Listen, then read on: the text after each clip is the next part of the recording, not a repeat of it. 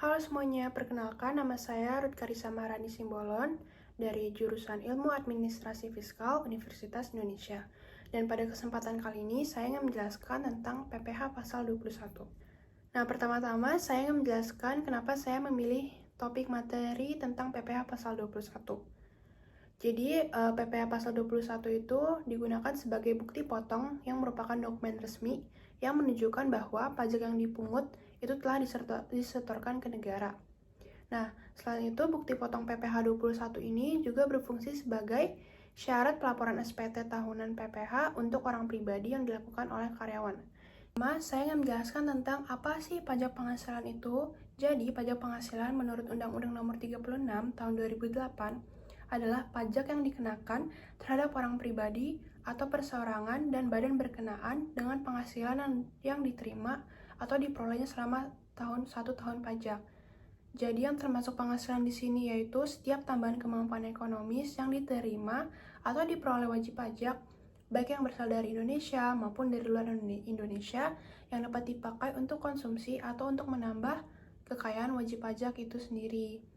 Nah, sedangkan PPh 21 itu adalah pajak penghasilan berupa gaji, upah, honorarium, tunjangan, dan pembayaran lain dengan nama dan dalam bentuk apapun sehubungan dengan pekerjaan, jasa, dan kegiatan yang dilakukan oleh orang pribadi subjek pajak dalam negeri. Jadi inilah yang disebut sebagai PPh pasal 21. Nah, dalam PPh pasal 21 juga dijelaskan tentang siapa yang memotong PPh pasal 21 dan siapa yang menerima PPh pasal 21. Jadi, menurut Undang-Undang PPh pasal 21 ayat 1 huruf A sampai E dijelaskan siapa yang dapat menjadi pemotong PPh pasal 21.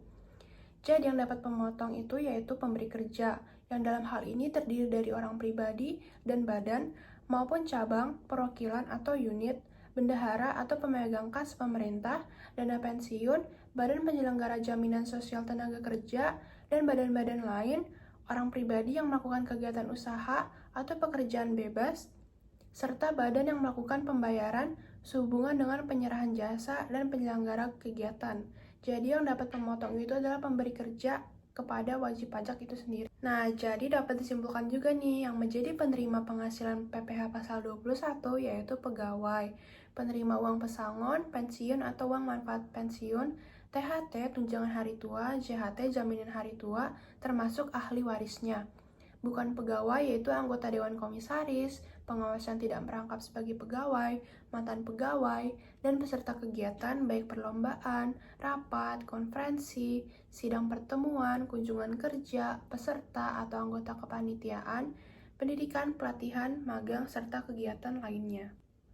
Jadi apa saja sih objek pajak penghasilan pasal 21?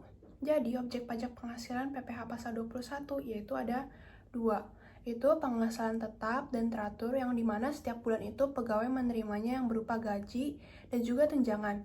Lalu penghasilan tidak tetap dan tidak teratur yang diterima oleh pegawai, bukan pegawai dan peserta kegiatan lainnya, yaitu seperti honor, kegiatan honor narasumber, dan sebagainya. Ada tarif PH pasal 21, yang dimana tarif PPh pasal 21 ini menggunakan tarif pasal 17.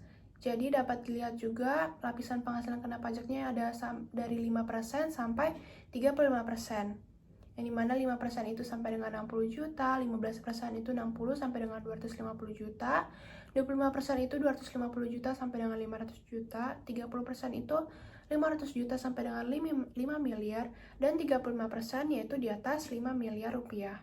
Selanjutnya, yang dimana adalah penghasilan tidak kena pajak.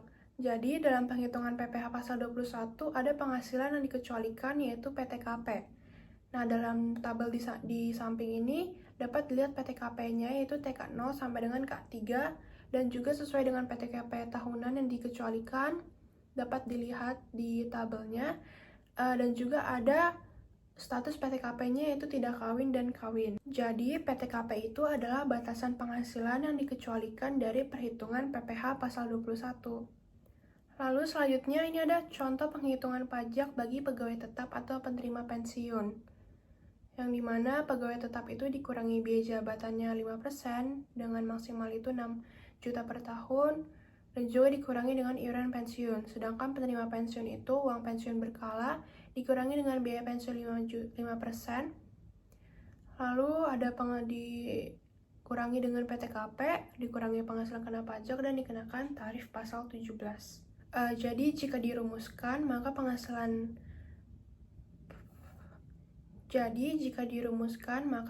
kena pajak atau PKP PPh pasal 21 yaitu penghasilan neto, yakni penghasilan bruto dalam setahun dikurangi dengan biaya jabatan ditambah 5% penghasilan bruto yang dimana itu maksimal 6 juta per tahun, dikurangi dengan iuran pensiun tambah THT atau JHT yang dibayar sendiri, dikurangi dengan penghasilan tidak kena pajak, atau dapat dilihat dengan penulisan di bawah ini. Nah, ini yang terakhir ada contoh penghitungan PPh pasal 21. Seperti contoh di bawah, yang dimana itu penghasilan brutonya 12 bulan dikali 20 juta sehingga dia per tahun mendapatkan penghasilan berupa sebesar 240 juta rupiah, dikurangi dengan biaya jabatan dan menghasilkan penghasilan netonya, dikurangi dengan PTKP di mana dia tidak kawin dan nol tanggungan yaitu 54 juta, jadi hanya dirinya sendiri, dan menghasilkan penghasilan kena pajak.